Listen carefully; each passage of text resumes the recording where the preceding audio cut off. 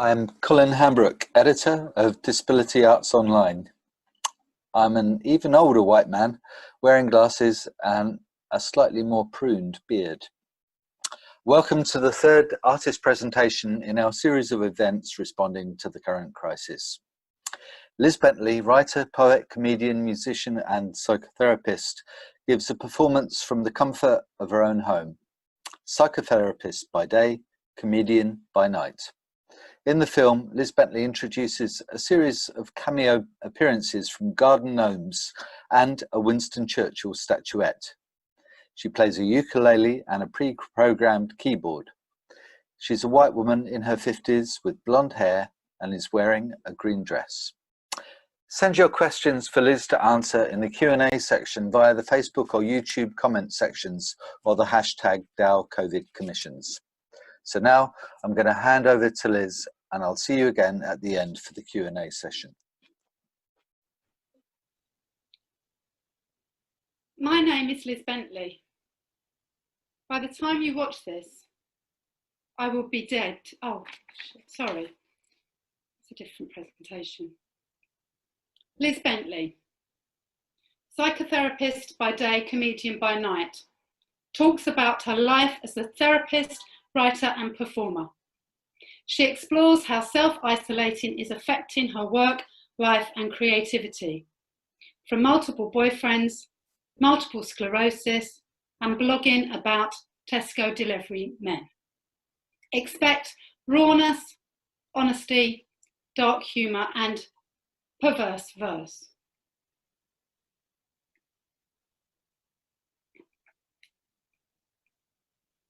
You are never alone with a gnome. Every home needs a gnome. You don't need to talk. You don't need to take them out for a walk.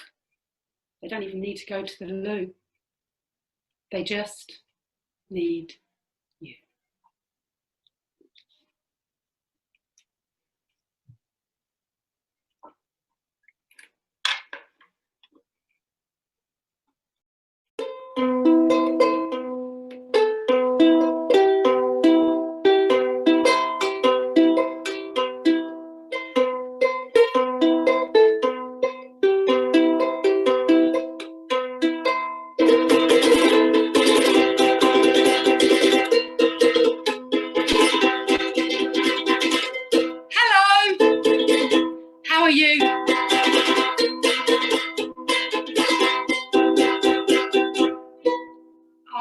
So busy. I am so busy. I am so very, very, very, very, very, very tired and busy doing Zooms in the room constantly. No visual encouragement. Zooms, family Zooms, quizzes. Bingo. 2 fat ladies, 88. Are you allowed to say that anymore? There's going to be much more fat ladies than ever before because the dietitians were cut. And then there's the raffle tickets, the raffles, homeschooling for children. Yes.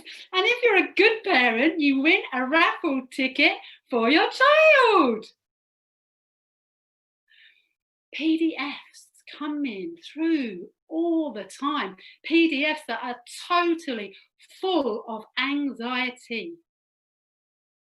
And masks.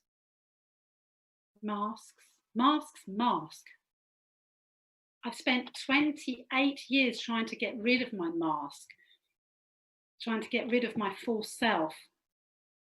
And the screens, these screens, they screen.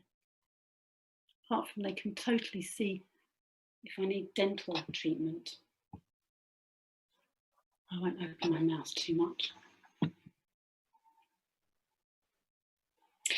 Some people have been saying recently that I'm a bit of a nut job with my sort of conspiracy about CV and everything else I think about in life often. But I was thinking about the nut job because actually you could say that I'm a bit of a moronic, or I think that the nut job is the nut that does the job. So the nut, like the acorn, is the nut that where it grows the tree. And the tree is existence. So therefore I sow the seed. So my nut jobness could actually be wisdom. We'll see. Right now I feel like someone somewhere, I'm in a pack of playing cards and someone has just literally chucked all the playing cards up in the air and they've landed and I just have no idea what suit I'm in anymore.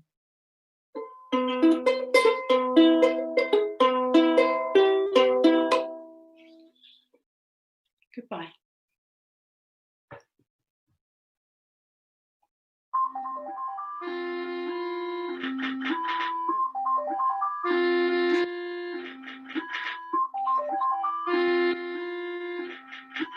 Hospital food. A nice man from the ward domestic staff team gave me a tray of food. That looks nice, I said. Believe me, it's horrible, he said.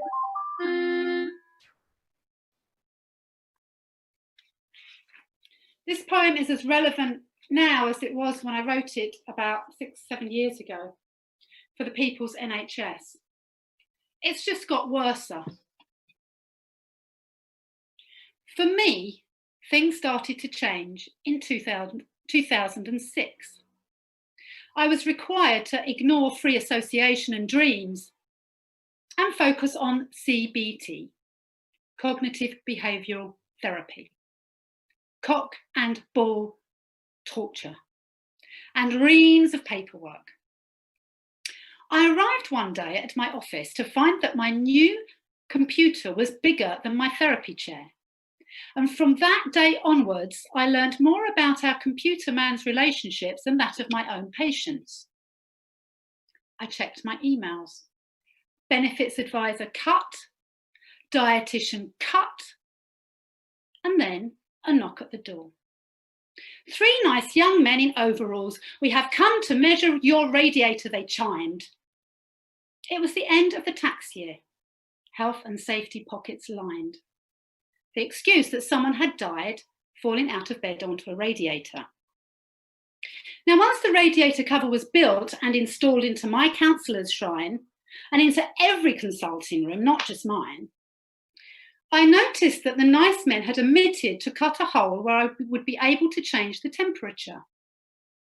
It took time to get the key to unlock the cover of the radiator to take it off every time it was hot or cold or cold or hot, and that key and cover was so stiff, I needed my computer man to shift to turn it up or down, down or up. And then the forms came marching 2 by 2, hurrah, hurrah. The forms came marching 4 by 4, hurrah, hurrah. The forms came marching 6 by 6, there's only time for a temporary fix, and they all went marching down to the ark to get out of the cuts, boom, boom, boom. The ship of relations became an ark of robotics. Clinical supervision was questioned and the funds taken away. Management supervision now, more forms and box ticking. Volunteers all gone, no funds to support them, and as my support was taken away from me, it was easy to see why my MS kicked in. I had to use my walking stick to get myself in to work or not to work. That was the question. And as for the patients, well, my needs took over theirs. And the new psychologists, they weren't aware. It's not their fault. They are required to vault from box to box, helpless to helpless, with nowhere to refer. The ark almost sank. Thank God for the food bank and suicide note that keeps the helpers afloat. We need to protest before we are totally bereft of the NHS.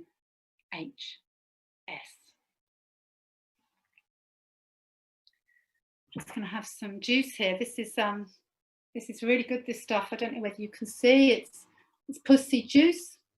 It's full of nutrition and energy stuff in there.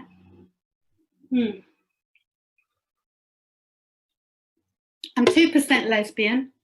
I found out when I snogged someone on stage at Madame Jojo's at a gig in the good old days of Madame Jo Cabaret. That's another story. I got into being a psychotherapist by being the classic wounded healer. I started out age 23 as a Samaritan volunteer and was actually diagnosed at the same time as I was doing my training, diagnosed with MS. And I always found myself feeling sometimes more suicidal than the callers, but in a more internal way. I felt I could understand them. The Samaritan volunteers in New Cross, they had a bed that used to come down. You could pull the bed down. And there was also a bed in the kitchen area for when we did the overnight shifts. There's a lot of shagging going on there because a lot of volunteers were there to get away from their partners or children or whatever, and I used to have a lot of fun. But I considered myself to be the best Samaritan volunteer. Not only was I the youngest at the time, but if ever we were shagging, I would make sure that I would definitely keep the phones on.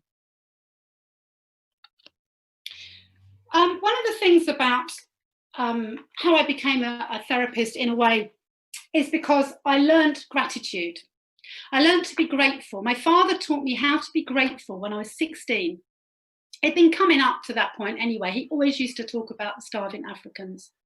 But one Christmas, and I remember I was about 16, I'd flunked all my GCSEs. I was literally sort of trying to find myself. I was bulimic. I was very depressed. And one Christmas, I was about to, I didn't want to eat the Brussels sprouts, and my father still made me eat the last Brussels sprout on the plate. And although I puked it up afterwards, I still thought about the starving Africans and felt grateful. And I do feel grateful. And this poem I wrote, it's one of my award-winning poems. And it's in my other book. The other one was another book. This is £500 a line and other poems. That's not £500 a line of good cocaine. That's £500 a line that I wrote. So I wrote one line for, anyway. So this poem is called Thank You, Universe.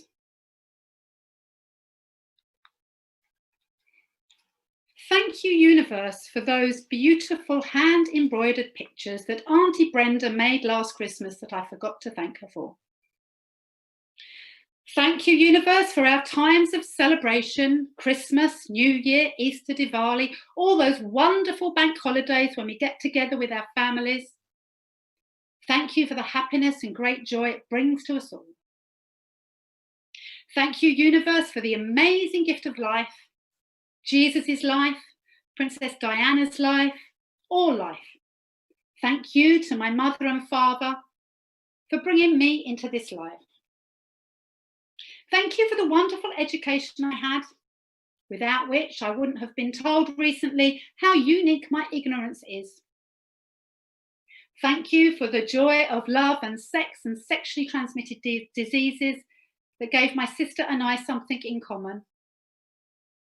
Thank you for my boyfriend, Mark Signal, for not walking me home from the pub on the 29th of July, 1981, so that Janet Bloomfield could beat me up in confidence. So I will never forget the date when Charles and Diana got married, which often comes up in pub quizzes now, Zoom quizzes. Thank you, Auntie Brenda, for never taking me to France like you promised, because I eventually went to Paris via the Channel Tunnel instead of a crappy old boat trip to Calais. Thank you, Princess Diana, for dying on the 31st of August 1997 and making my day trip to Paris so much more exciting and memorable and making me want to thank Auntie Brenda even more. Thank you, Janet Bloomfield, for apologising for beating me up because you got the wrong person. And thank you to my mother for giving me her passive-aggressive genes so I would forgive Janet Bloomfield but suppress my anger that then made my legs numb and my eyes blurred.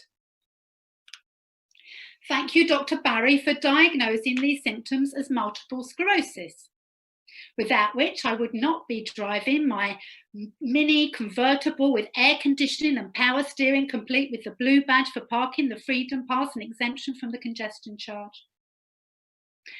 Thank you, Ronald McDonald, for providing me with soft white toilet paper for all the years I was unemployed. And thank you, Ronald McDonald, for putting locks on your toilet roll holders, giving me the incentive to look for a job. Thank you to my old flute teacher, Mr. Long, a short man who abused me. Without him, I would never have gone into therapy, psychoanalysed MS symptoms away and found a career in therapy. And thank you to all the other Mr. Longs out there who keep me in employment. And lastly, thank you, universe, for the Rasta Father Christmas that can occasionally be seen inside a whole peanut if you look really closely.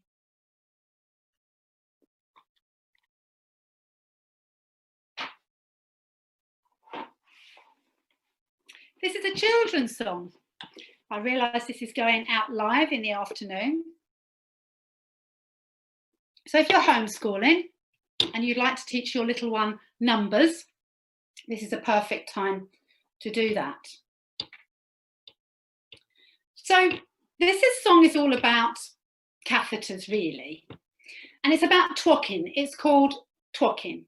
It's called Trial Without Catheter. This is another thing that's been cut. Not only the training in medical school, but also in the NHS and outside in the community of nursing. Trial Without Catheter has got so small, you just really need to be careful. And this song is about twocking, Trial Without Catheter.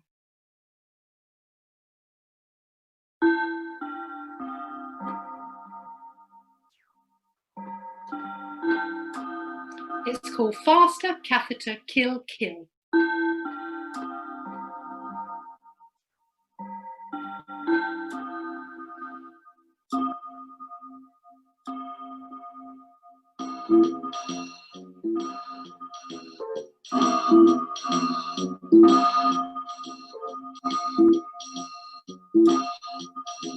Trickery, dickery, twop, authorised by the doc. The clock strikes 1, the device is on. Trickery, dickery, twop. Trickery, dickery, twop. A tube instead of a cock. The clock strikes 3, the patient wheezes. Trickery, dickery, trickery, dickery, twop.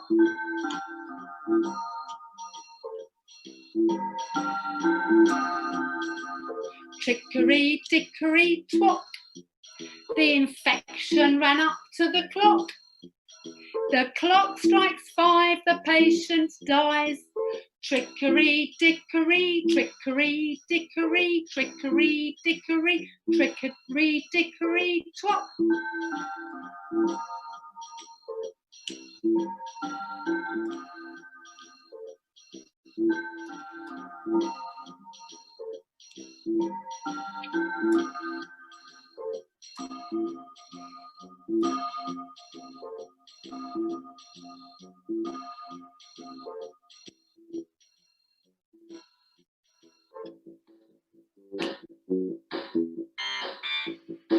This is my happiness rap.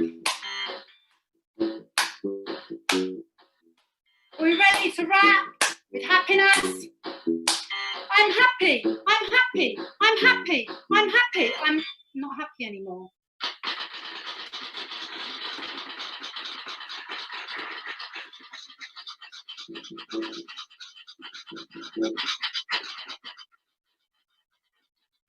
I am typing at 45 words per minute.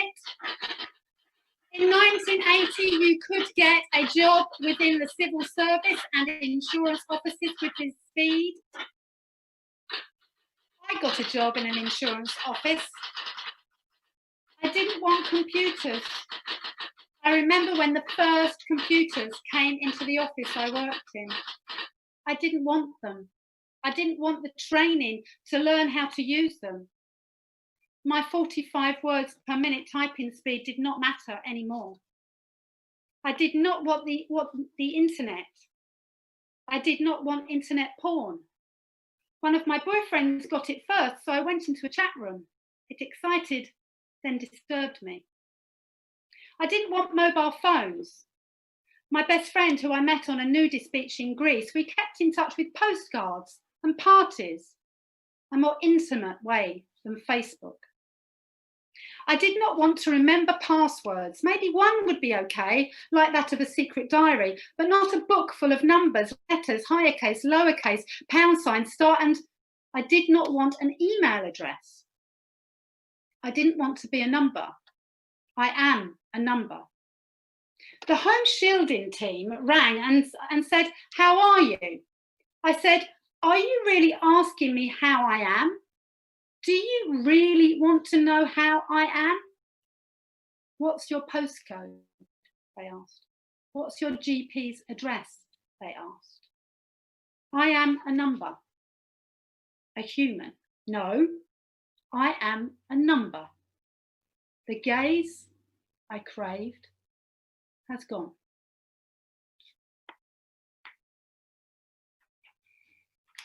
So the beauty of Zoom, despite this is kind of all very strange, excuse me, the beauty of Zoom is that you can see things.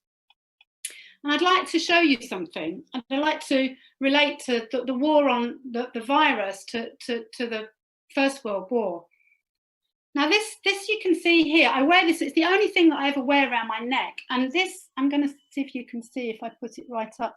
This is the leather disc that my grandfather wore when he was in the trenches in the First World War. And I always wear this.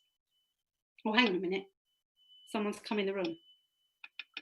Sorry, got a bit of a disturbance. Oh God, it's Winston. Winston, you're not supposed to be in here. I know you're trying to hide. I know you're trying to escape. But it's no good, Winston, because I'm full. My private practice is full. You shouldn't be here. And also I don't allow smoking in here. So would you please go? It's too late for therapy. I know there's things you want to say. I know there's things you want to get out of your system, but it's too late. I'm full up. Thank you. If you could please leave.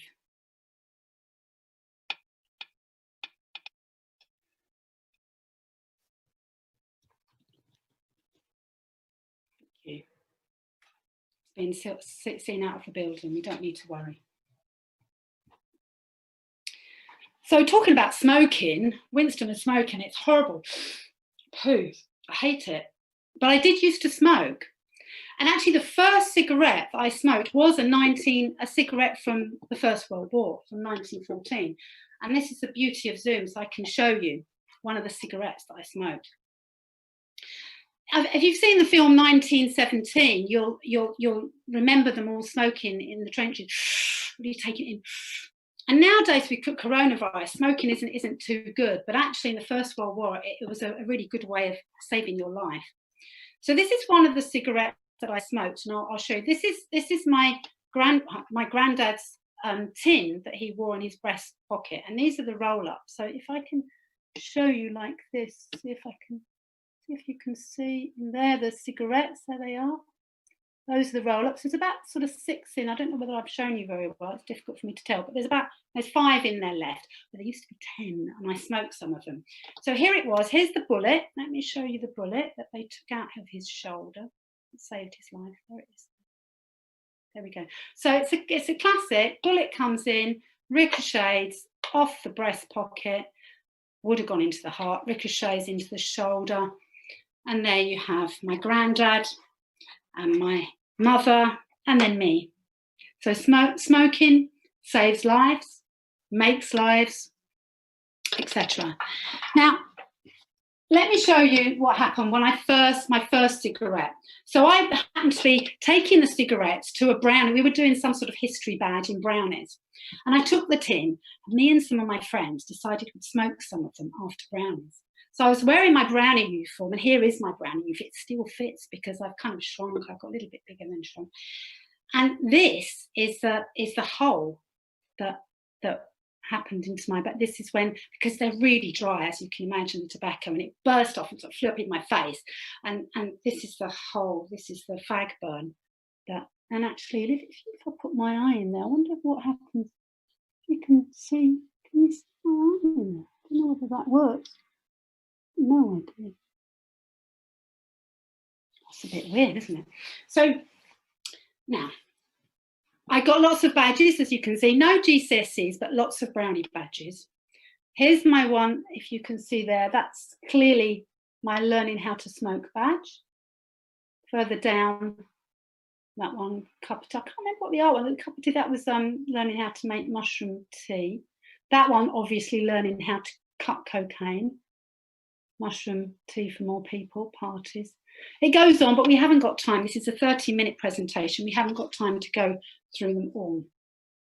But the moral of the story is that smoking can save lives.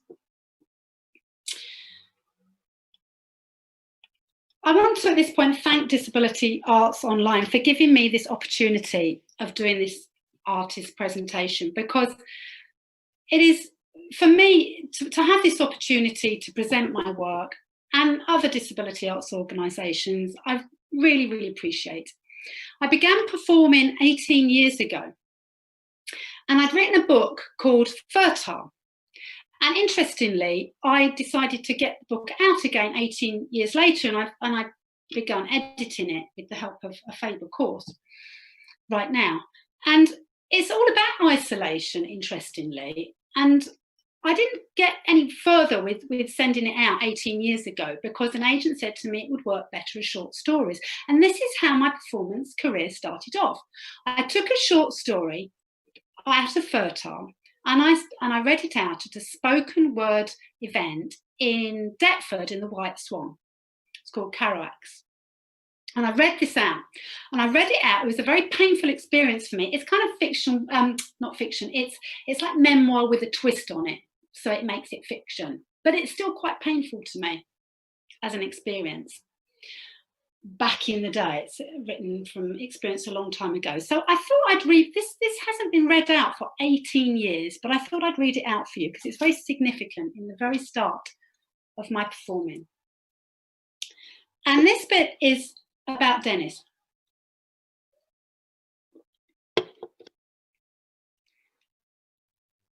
I met Dennis via the personal ads in Time Out. After a brief telephone conversation, we agreed to meet the next Saturday at my flat to have sexual intercourse. Dennis arrived bang on time at 7 p.m.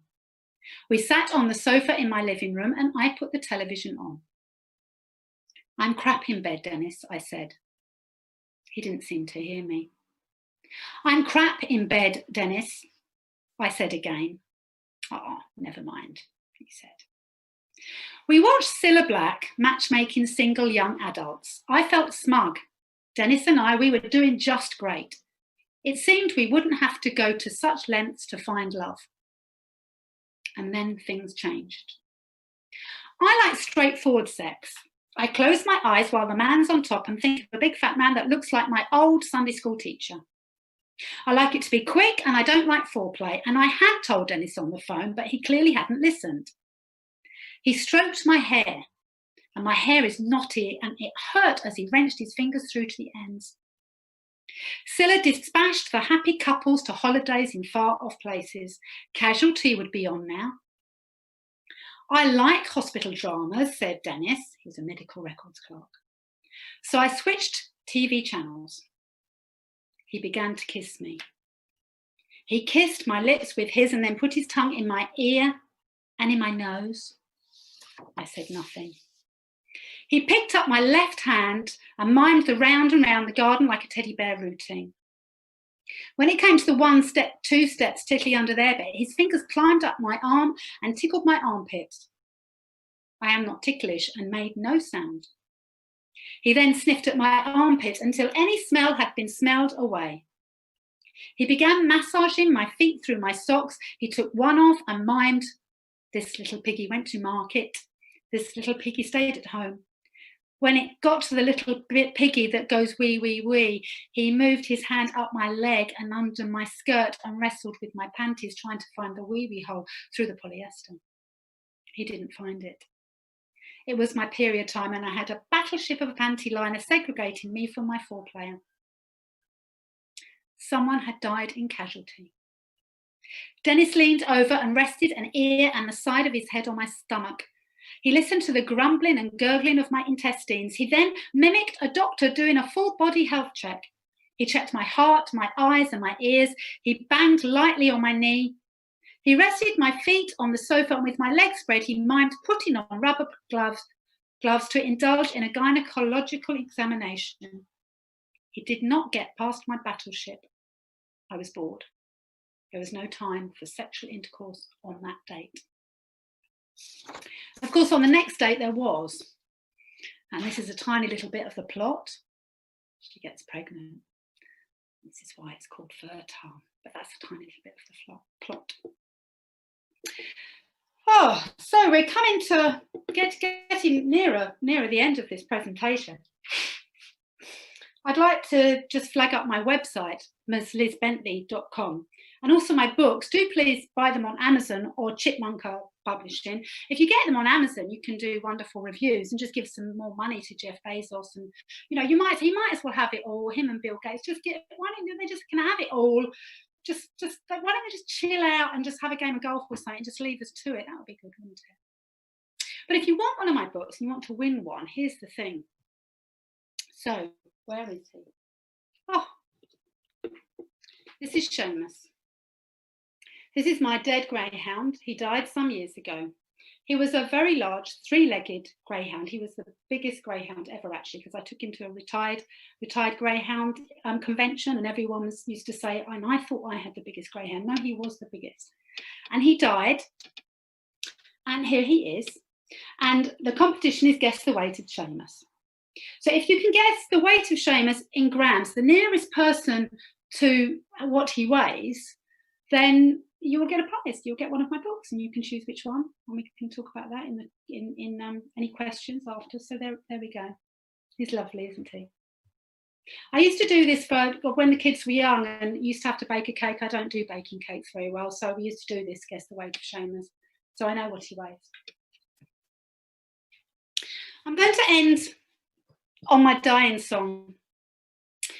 Tomorrow is my birthday. Tomorrow I'm going to be 56. I'm very excited, kind of. But tomorrow I've got to go, I wish to go. Tomorrow I wish to go, I'm going to a family funeral. And this song I'm going to dedicate to my dearest cousin's partner, Kay, who died a couple of weeks ago from cancer. And it was very, very sudden. Long story.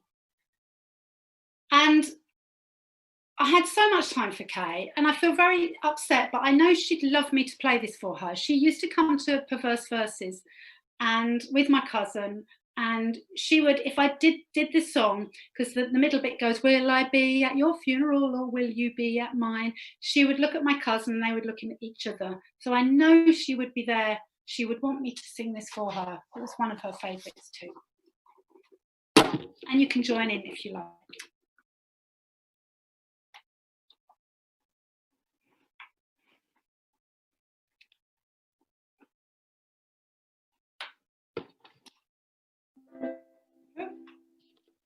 Move that a bit.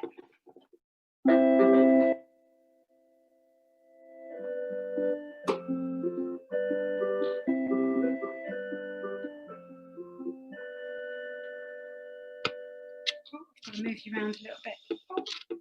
This is, I haven't got a technician, you see. My bouncer gnome, he's only good at bouncing, and my Buddha gnome's only good at budding and deep breathing. I'm dying, you're dying, we're all dying of different things. I'm dying, you're dying, we're all dying of different things. Will I be at your funeral or will you be at mine? It's just a matter of time. I'm dying, you're dying, we're all dying of different things. I'm dying, you're dying, we're all dying of different things. Will I be at your funeral or will you be at mine? It's just a matter of time. Our generation are dropping like flies. Who's the next one? Who's gonna die? Do you believe in life after death? When will you take your very last yogic breath? I'm dying, you're dying, we're all dying of different things. I'm dying, you're dying, we're all dying of different things. Will I be at your funeral or will you be at mine? It's just a matter of time.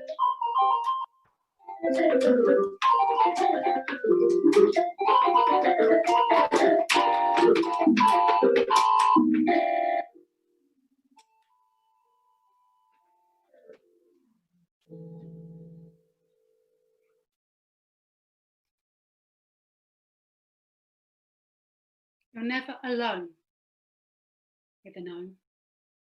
Every home needs a gnome. You don't have to talk. You don't have to take it for a walk. It doesn't need to go to the loo. It just needs you. Perhaps a can of lager too.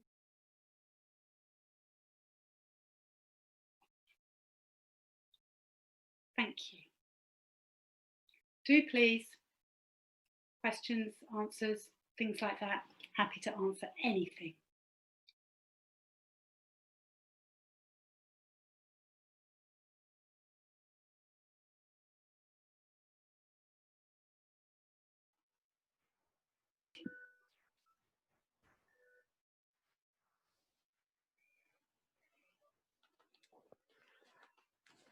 Thanks, Liz, for your raw, honest and perverse verse.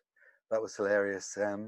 And thanks to everyone out there in internet land for watching. And if you send your questions through the Facebook or YouTube comments, including guesses for the weight of Seamus, we'll relay those Q&As through the Zoom.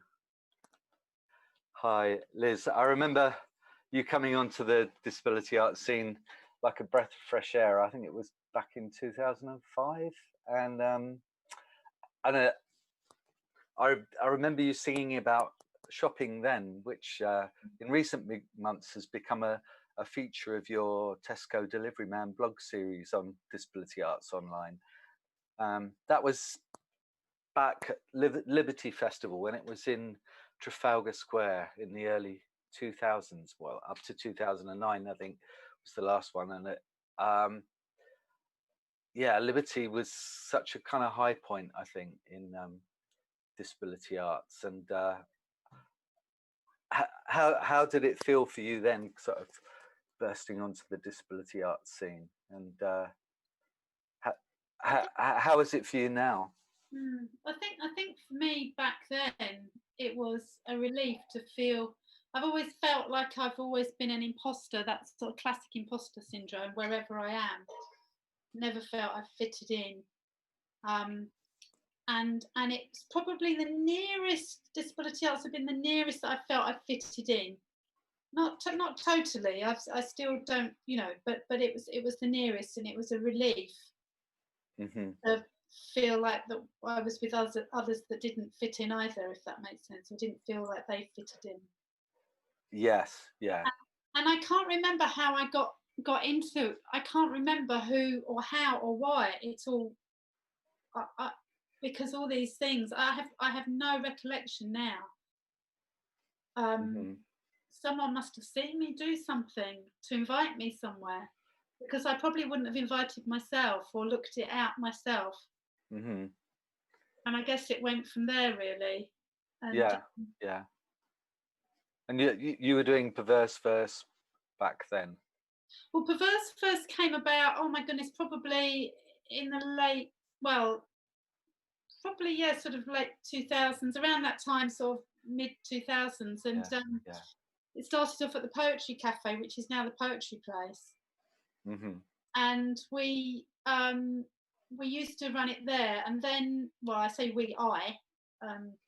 and I had friends that used to help every now and again. And then we moved to Leicester Square Theatre because we couldn't get enough people in. There were so many people that came to the poetry place, as you probably remember. And then there was issues with accessibility at Leicester Square because it was downstairs and there wasn't, they wouldn't even put a toilet in. I mean, and I felt uncomfortable about that. They also, once they realised, you know, the rent went up and it stopped, and then I got ill, and you know, and it stopped for a while, and then I started up again a couple of years ago, more locally, so more accessible for me, in the London's first community pub, actually, the Ivy House in Nunhead. It's an amazing place.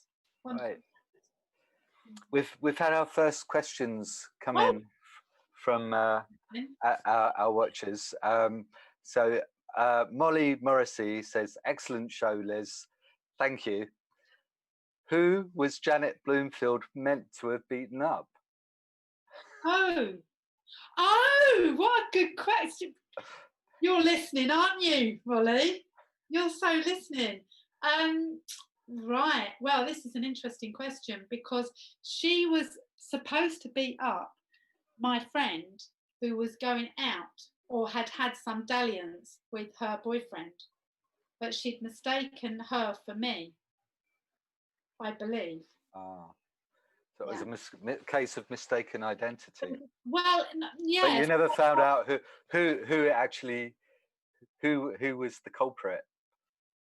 Who actually had sex with them. Well, I don't even know whether it was true, but she was obviously angry and wanted to take something out on someone. But I remember the boy who it was, and it could have been very likely that I'd had a dalliance with them because of my 101 boyfriends, although at that point it wasn't that many at that point. But I knew who he was, but I hadn't been anywhere near him. Grossly unfair. We've had a few guesses for the weight of Seamus, but we'll leave that to the end. Grams, would have been grams. I don't know. I mentioned that. In grams, yeah. So Nick Trumbull says, "Good job, by the way. Loved it. Loved the dying song. Where does one purchase that juice? The pussy juice." Oh, pussy juice. Well, I came across pussy juice, funnily enough, in Essex. Where else? And I was doing a gig there. I was doing something somewhere there, and I didn't have anything to drink. I needed to buy some water, so I went into a corner shop, and there was this pussy juice, and I thought, well, that looks rather nice. So I bought it and really liked it. And then not so long ago, I like to have prizes for perverse first. And I thought about the pussy juice and how lovely it was and how lovely it would be good to have a prize. And I found them again on eBay, and I bought them. They're a little bit battered, actually. I think, I'll put the tin down there now. I got changed really quick, by the way, didn't I? Did you notice? And so I bought some, and I bought 4 off eBay, and they weren't cheap, but they're full of nutrition and very tasty. And I'm dying to ask you about the gnomes and the historical statuettes. How often do you get them coming to you for psychotherapy? Well, it's only been since lockdown, Colin. Before lockdown, my therapy room was shut. No one came in here. It's my office, my space. Well, since I opened my computer for Zoom, and it's also been open for example, my daughter used to homeschooling and to use the room because it's, you know, what it's like. Everything else has been creeping into the room. So the gnomes have been coming from the garden. Winston Churchill has come from sort of a cupboard upstairs that was safely, and he came. There's a real link with Seamus and Winston, actually, because that belonged to my father, and he was a racist, and he loved Winston Churchill, and he used to, and because he had lots of jigsaw puzzles and pictures and whatever and Winston there, and he also had the record of Winston Churchill's speeches. And whenever he was unhappy about something, and usually it was when a dog died, when it was a dog died, not his mother or someone, but if the dog died, he would put the Winston Churchill record on and weep. And it's the only other time I saw him weep. And I found it extraordinary because this sort of longing for the war, this whole thing about the war, but he was evacuated and he had an awful time and was abused. And I find it extraordinary, the whole thing that this, anyway, but there's, that's the Winston link. I see a lot of underlying unconscious causes for therapy there in amongst all that. Totally, yeah. So we've had a question from Graham Kelly, who asks, was doing the Edinburgh Fringe in 2006 and 2008 a load of hard work, or were they more about drinking and parties? You're talking about the pool shows, Graham. I think Graham came to about 3 or 4 of them. And hello, Graham. Hello, Molly, and hello, Nick.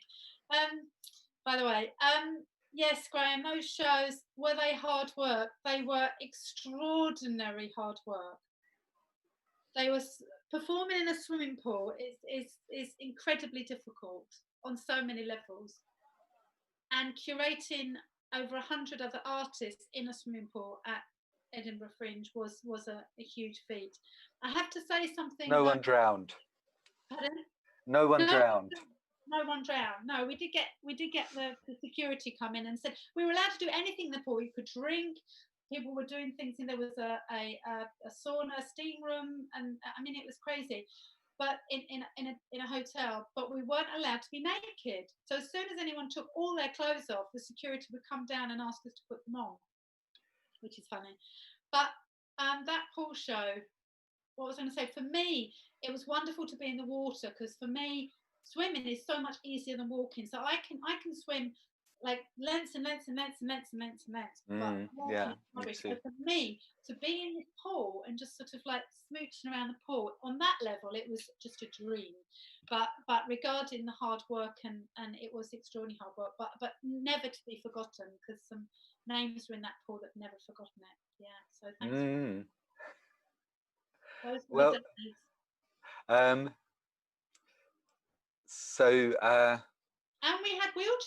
and we had wheelchairs that came in, and I think Liz Carr came to that show, you know, Colin, or Penny Pepper. I remember. Yeah. Right. It was accessible. Brilliant. So we've had a few more comments. Nick says, I once bought a bottle of pasties called Fanny. Oh, I hope they tasted good. Charlie Ranson says, I've never heard of Winston being a transitional object before, but maybe that could be one use for him. Hello, Charlie. And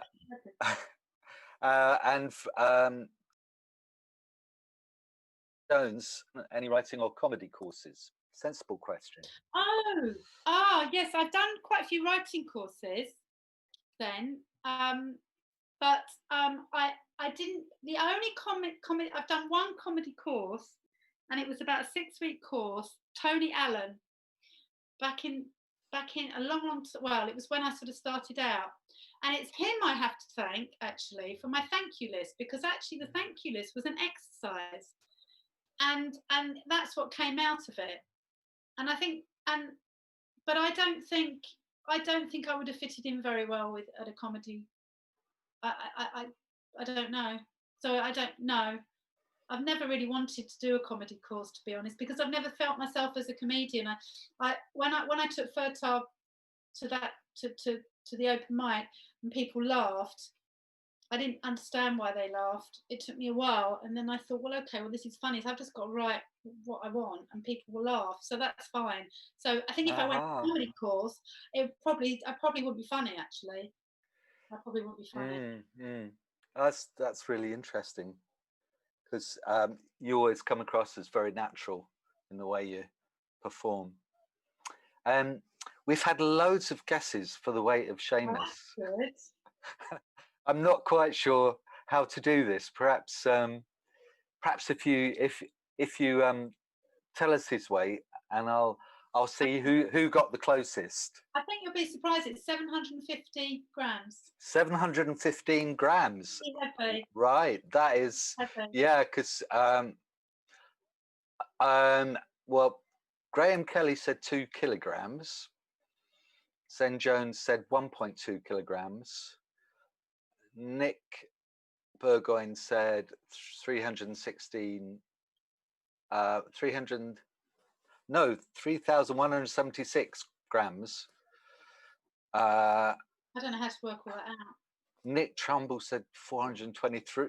I think Nick with 423 grams is the closest. Yeah. Nick, you know how to get in contact with me, and I will send you a book. Cool. Well, actually, what I'll do, you contact me, Nick, and I'll do it. I'll send it. How fantastic! Great. Well done, Nick. Well done. I think we're kind of coming to the end of our Q&A session, and it's leaves me to thank you, Liz Bentley, for your psychotherapist by day and comedian by night presentation, and to thank everybody out there in internet land for joining us. And just to announce, the next presentation that Disability Arts Online are doing is on Wednesday the 8th of July at 3 p.m. Same time, same channel, streamed via Facebook and YouTube. And we'll have the artist Sasha Callahan, who posts her work regularly on the Disability Arts Online Facebook group.